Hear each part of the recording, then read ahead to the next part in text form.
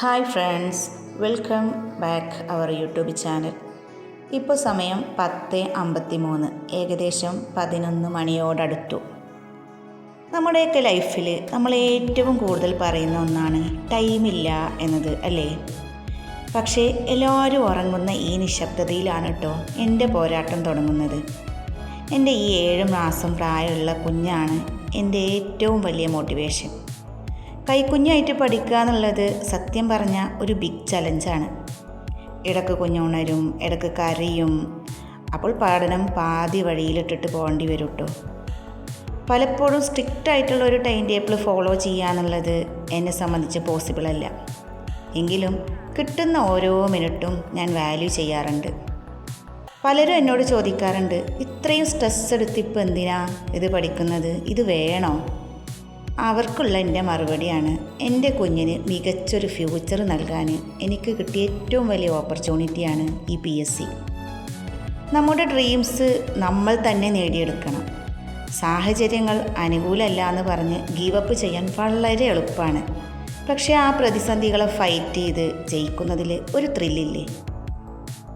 PSC പഠിക്കുന്ന എൻ്റെ കൂട്ടുകാരോട് എനിക്ക് പറയാനുള്ളത്, നിങ്ങളുടെ കയ്യിൽ ലക്ഷക്കണക്കിന് റീസൺ ഉണ്ടാവും പഠിക്കൽ നിർത്താൻ വേണ്ടിയിട്ട്.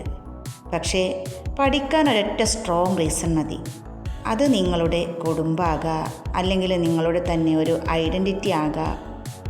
സക്സസ് എന്നുള്ളത് ഒറ്റ രാത്രി കൊണ്ടുണ്ടാവുന്ന ഒന്നല്ല, ഇതൊരു പ്രോസസ്സാണ്. ആ പ്രോസസ്സിൽ നിങ്ങൾ എത്രത്തോളം കൺസിസ്റ്റൻ്റ് ആണ് എന്നതിലാണ് നിങ്ങളുടെ വിജയം. ഇവിടെ എനിക്ക് നിങ്ങളോട് ഒരു ചെറിയ കഥ കൂടി പറയാനുണ്ട് കേട്ടോ. ഒരിക്കൽ ഒരു ശില്പി ഒരു കല്ല് ചെത്തി മിനുക്കിയ മനോഹരമായ ഒരു ശില്പം നിർമ്മിക്കുകയാണ്. ആ കല്ലിന് ഓരോ തവണ ഉളിയും ചുറ്റികയും കൊണ്ട് അടി കിട്ടുമ്പോഴും വലിയ വേദന തോന്നി. അത് ശില്പിയോട് ചോദിച്ചു, എന്തിനാ എന്നെ എങ്ങനെ വേദനിപ്പിക്കുന്നത്? എനിക്ക് സഹിക്കാൻ പറ്റണില്ല. അപ്പോൾ ആ ശില്പി പറയാണ്, ഇപ്പോൾ നീ ഈ വേദന സഹിക്കാൻ തയ്യാറല്ലെങ്കിൽ നിനക്ക് വെറും ഒരു കല്ലായി നിലത്ത് കിടക്കേണ്ടി വരും. പക്ഷേ ഈ വേദന നീ ഒന്ന് ക്ഷമിച്ചാൽ നീ നാളെ ലോകം ആരാധിക്കുന്ന ഒരു വിഗ്രഹമായിട്ട് മാറുന്നു. നമ്മുടെ ജീവിതം അതുപോലെ തന്നെയാണ്. ഇന്ന് നമ്മൾ അനുഭവിക്കുന്ന ഈ ഉറക്കമില്ലായ്മയും കഷ്ടപ്പാടും ഒക്കെ ദൈവം നമ്മളെ ചെത്തി മിനുക്കുകയാണ്. നാളെ ഒരു നല്ല നിലയിലെത്തുമ്പോൾ ഇന്നത്തെ ഓരോ തുള്ളി കണ്ണീരും ആ വിജയത്തിൻ്റെ തിളക്കം കൂട്ടും. എനിക്ക് പറയാനുള്ളത് എന്താ അറിയോ? നമ്മുടെ കഷ്ടപ്പാട് കണ്ട് കുഞ്ഞുങ്ങൾ ഒരിക്കൽ അഭിമാനത്തോടെ പറയും, ഇതെൻ്റെ അമ്മയാണ്, ഇതെൻ്റെ അമ്മയാണ്, എനിക്ക് വേണ്ടി പൊരുത്തി ജയിച്ചവളാണ്. ആ ഒരു വാക്കിനേക്കാൾ വലിയത് എന്ത് അംഗീകാരമാണ് നമുക്ക് കിട്ടാനുള്ളത്, അല്ലേ? ഞാൻ ഈ വീഡിയോ തുടങ്ങിയപ്പോൾ ഞാൻ പറഞ്ഞു ഏകദേശം ഇപ്പോൾ സമയം 11 മണിയായിട്ടുണ്ട് എന്ന്.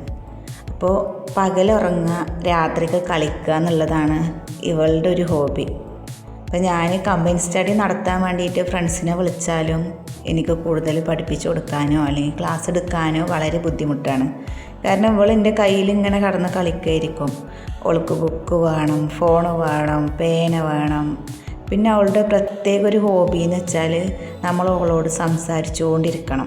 അപ്പോൾ ഞാൻ ഇടയ്ക്ക് എന്താ ചെയ്യാന്നറിയോ, ഇവളുടെ ഫേസിക്ക് നോക്കിയിട്ട് ക്ലാസ് എടുക്കുക. അപ്പോൾ അവളുടെ വിചാരം അവളോട് സംസാരിക്കുകയാണ് ഞാൻ എന്നായിരിക്കും.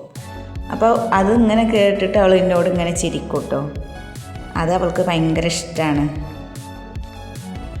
പിന്നെ കുറേ സമയമൊക്കെ അവൾ ടേബിളിൽ എൻ്റെ കൂടെ കടന്ന് കളിച്ചു.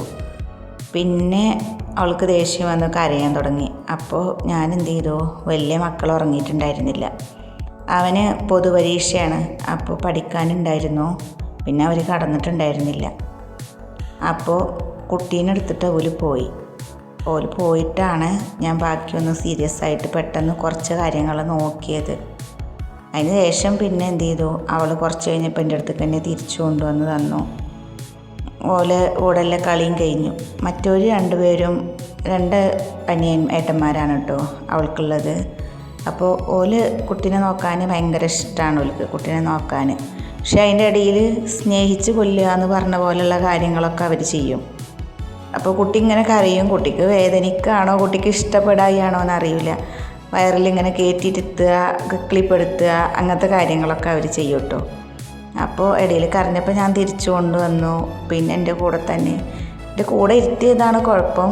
ബുക്ക് കീറും. പ്രധാനമായിട്ടും അവൾ ചെയ്യണൊരു കാര്യം, ബുക്ക് വലിക്കും. നന്നായിട്ട് ബുക്ക് വലിക്കണ സമയത്ത് റാങ്ക് ഫയലല്ലേ, ഇപ്പോൾ ഒരു പേജ് മിസ്സായി അത് ബുദ്ധിമുട്ടല്ലേ എന്ന് വിചാരിക്കും. പിന്നെ അതേപോലെ തന്നെ പേന എന്താണോ നമ്മളെ കയ്യിലുള്ളത് അത് അവൾക്ക് ഭയങ്കര ആവശ്യമായിട്ടുണ്ടാവും. അങ്ങനെ കുറേ നേരമൊക്കെ അവളും ഞാനും തമ്മിൽ പഠിക്കുകയും കളിക്കുകയൊക്കെ ചെയ്തു. പിന്നെ എത്ര ബുദ്ധിമുട്ടായി എങ്ങനെ പഠിക്കുക പറഞ്ഞാലും നമ്മളെ അടുത്ത് നന്നായിട്ട് വെള്ളം കുടിക്കണം കേട്ടോ. നമ്മുടെ ശരീരം കൂടി നോക്കാൻ വേണ്ടിയിട്ട്, ഡീഹൈഡ്രേഷൻ സംഭവിക്കാതിരിക്കാൻ വേണ്ടിയിട്ടും നമ്മൾ എന്ത് ചെയ്യണം, നന്നായിട്ട് വെള്ളം കുടിക്കണം. അങ്ങനെ കുറേ സമയമൊക്കെ പഠിച്ചു.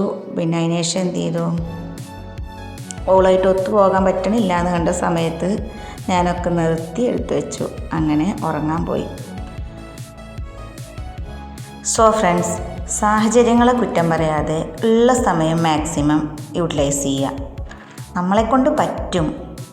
എല്ലാവരും അങ്ങനെ കഷ്ടപ്പെട്ട് നേടിയെടുത്തതല്ലേ. പറ്റും എന്നുള്ള വിചാരത്തോടുകൂടെ തുടരുക. നമ്മളെപ്പോലെ തന്നെയാണ് ഓരോ ആളുകളും കഷ്ടപ്പെട്ട് ജോലി വാങ്ങണത്. നമ്മൾ എന്ത് ചെയ്യരുത്, പുറകിലേക്ക് പോവരുത്. ഈ വീഡിയോ നിങ്ങൾക്ക് ചെറിയൊരു ഇൻസ്പിറേഷനെങ്കിലും നൽകിയെങ്കിൽ അതിക്ക് വലിയ സന്തോഷമാണ് കേട്ടോ. Keep studying, stay positive. അടുത്ത വീഡിയോയിൽ കാണാം. Thank you.